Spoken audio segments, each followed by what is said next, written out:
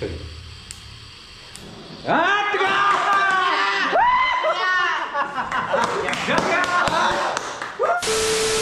आप लोगों को लग रहा होगा कि ये गैस चूल्हा ये सॉल्व लेकर के आखिर में हम लोग कर क्या रहे हैं और यहाँ पर बच्चे क्यों खड़ा है। तो देखिए हम लोग एक ऐसा एक्सपेरिमेंट करने वाले हैं जो एक्सपेरिमेंट को मतलब मैंने पिछले बार किया था, तो वो एक्सपेरिमेंट बहुत ज्यादा वायरल हुआ था और लगभग 100 मिलियन लोगों ने उस वीडियो को देखा होगा, यानी 10 करोड़ लोगों ने। और यहाँ तक कि पीडब्ल्यू यानी फिजिक्स वाले जो टीचर हैं उन्होंने भी हमारे वीडियो को यूज किया था। तो हम लोग फिर से उसी वीडियो को बनाने वाले हैं, लेकिन अब थोड़ा सा हम लोग अंतर ये करेंगे कि आपको पूरा का पूरा प्योर कॉन्सेप्ट के साथ हम जाहिर सी बात है कि इस वीडियो में आपको बताने वाले हैं कि इसमें आग कैसे लग जाता है और जाहिर सी बात है कि ये कैसे जल जाता है, मतलब इसके पीछे का विज्ञान क्या है। तो आगे हम लोग क्या करेंगे कि बस ये जो गैस चूल्हा है यहाँ पर कोई माचिस वचिस नहीं है, यहाँ पर चारों तरफ देखेंगे तो कोई माचिस वचिस नहीं है। हम लोग करने क्या वाले हैं कि इस गैस चूल्हे को इस आंगुली से जलाने वाले हैं और देखने वाले हैं जलता है कि नहीं। ठीक है बच्चों, ठीक है।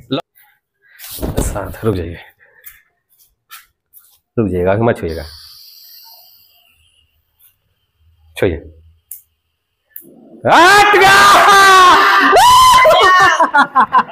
जल गया।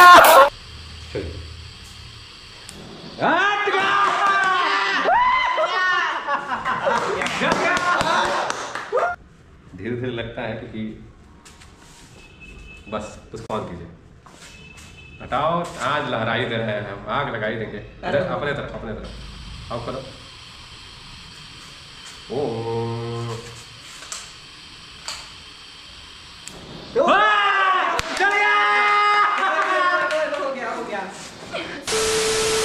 तो आखिर में ये कैसे जला, इसके पीछे की फिजिक्स की बात करते हैं। तो देखो ऐसा है कि जब भी मैं इसको ऐसे अपने सर पर लेकर के ऐसे खींच रहा था बच्चा, तो हो क्या रहा था ना कि मेरे बॉडी पर से इलेक्ट्रॉन ट्रांसफर होकर इस पे आ रहे थे। अब बोलोगे सर ये इलेक्ट्रॉन आपके बॉडी में कैसे आ गए? अरे भैया देखो बात समझो, इस दुनिया का सारा चीज जो भी आसपास चीजें देख रहे हो वो सारा का सारा परमाणु यानी एटम से मिलकर के बने हुए हैं। अब एटम किस चीज से मिलकर बना हुआ था? 3 पार्टिकल यानी 3 कण से। कौन कौन? 3 पार्टिकल, इलेक्ट्रॉन, प्रोटॉन, न्यूट्रॉन। अब देखो भाई साहब, जो प्रोटॉन और न्यूट्रॉन होता है ना वो तो न्यूक्लियस के अंदर होता है, लेकिन इलेक्ट्रॉन क्या करता है? बाहर एकदम आवारा की तरह इसे चक्कर लगाते रहता है। लेकिन देखो इलेक्ट्रॉन भी 2 तरीके हो जाते हैं। कैसे? अब देखो एक होता है फ्री इलेक्ट्रॉन और एक होता है बाउंडेड इलेक्ट्रॉन।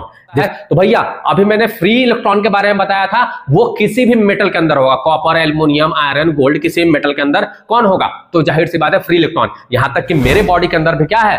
फ्री इलेक्ट्रॉन है। बात समझ में आ रहा है? यानी उसको थोड़ा सा भी एनर्जी दोगे तो वो निकल जाएगा भाई साहब, थोड़ा सा भी, क्योंकि हमारे अंदर है फ्री इलेक्ट्रॉन। और फ्री इलेक्ट्रॉन के लिए वर्क फंक्शन का मतलब जिस ऊर्जा से तुम निकालोगे ना वो ऊर्जा कम से कम देना पड़ता है। बातें समझ में आ गया? अब देखो याद रखना, वर्क फंक्शन की बात की है। अब यहां पर देखो इसके अंदर होगा बेटा बाउंडेड यानी बंधा हुआ इलेक्ट्रॉन, और इसके अंदर जो बंधा हुआ इलेक्ट्रॉन होता है ना वो न्यूक्लियस से बहुत ज्यादा कसक के ऐसे बंधा होता है। बातें समझ में आ रहा है? तो ये न्यूक्लियस के साथ बंधा होता है तो इसके जल्दी इलेक्ट्रॉन नहीं निकलते। अब बात समझो, मैंने क्या बोला था कि जैसे ही मैं इसको ऐसे करूंगा तो ऐसे करने के बाद मेरे बॉडी से इलेक्ट्रॉन क्या हो जाएगा? निकल जाएगा। क्यों? क्योंकि मेरे जाहिर सी बात है बॉडी में फ्री इलेक्ट्रॉन है और उसको निकालने के लिए कम एनर्जी की जरूरत पड़ती है। और उस इलेक्ट्रॉन को निकालने के लिए जो एनर्जी है ना वो कहां से आता है? देखो भैया एनर्जी क्या हो सकता है? या तो लाइट एनर्जी हो सकता है, या फिर कौन सा एनर्जी हो सकता है? या फिर हीट एनर्जी यानी गर्माहट हो सकता है। तो यहां पर हम गर्माहट का बात कर रहे हैं। बातें समझ में आ रहा है? जैसे ही हम इसको ऐसे करते हैं, ऐसे घिसते हैं तो पूरा फ्रिक्शन होता है, यानी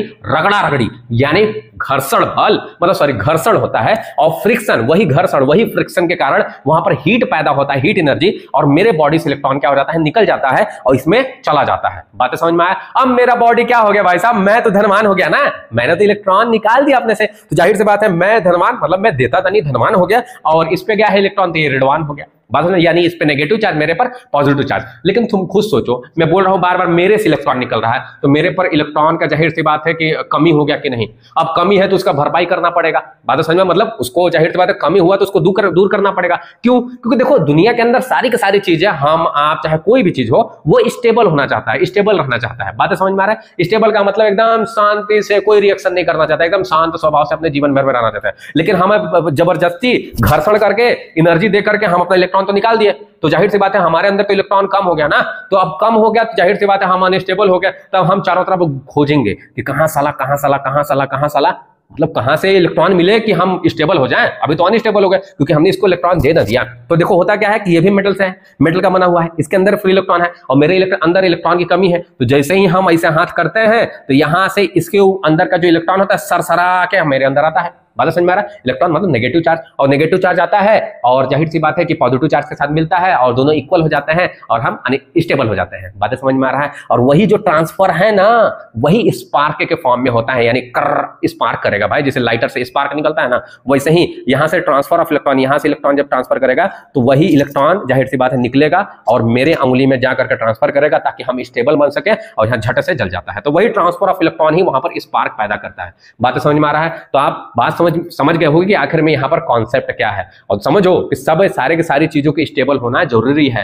आपको पता होगा क्लास 9th में 10th में आपके गुरुजी बढ़ाए होंगे कि देखो एक एटम के अंदर जितना नंबर ऑफ प्रोटॉन होता है उतना ही नंबर ऑफ क्या होता है, इलेक्ट्रॉन होता है, और दोनों मिलकर के एक स्टेबल एटम का निर्माण करते हैं भाई साहब हमेशा। भाई साहब जैसे सोडियम 11 परमाणु, मतलब 11 जाहिर सी बात है नंबर ऑफ प्रोटॉन होते हैं, तो 11 नंबर ऑफ इलेक्ट्रॉन भी होते हैं, इसलिए तो स्टेबल होता है ना। लेकिन अब घसड़ा घसड़ी मतलब रगड़ा रगड़ी फ्रिक्शन करके अगर इलेक्ट्रॉन को निकालोगे तो जाहिर सी बात है भैया वहां पर अब अनस्टेबल हो गए।